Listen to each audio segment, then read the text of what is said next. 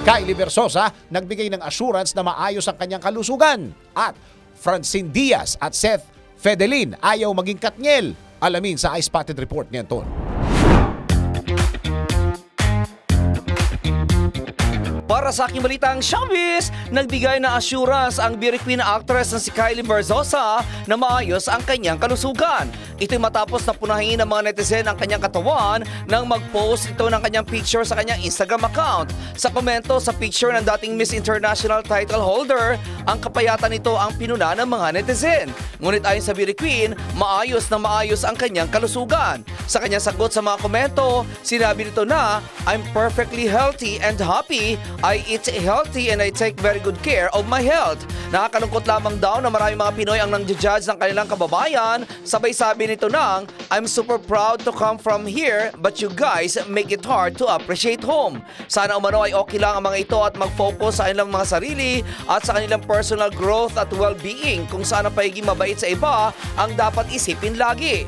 Ayon kay Kylie, very healthy siya dahil inaalagaan niya mabuti ang kanyang katawan kung saan regular umano siyang pupunta sa gym at hindi siya kumakain ng beef, chicken at pork at higit sa lahat, umiiwas siya sa carbs. Bukod dito, hindi rin daw siya umiinom at hindi rin naninigarilyo. Samantala, sa isa pang balitang showbiz, ayaw maging isang katniel na magka-love team na Francine Diaz at Seth Fedelin. Ito ang kinumpirma ng dalawa sa isang interview na ginawa sa mga ito ng mga entertainment press. Ayon kay Francine, nakaka-pressure kung nakikita ng mga press na magiging katniel din sila. Mas gusto umano nilang makita sila ng mga tao na lumalaki ang pangalan bilang sila at hindi bilang katniel. Sinabi naman ni Seth na nakakataba raw ng puso na sabihing magiging katniel din sila, pero paano raw kung hindi nila magawa?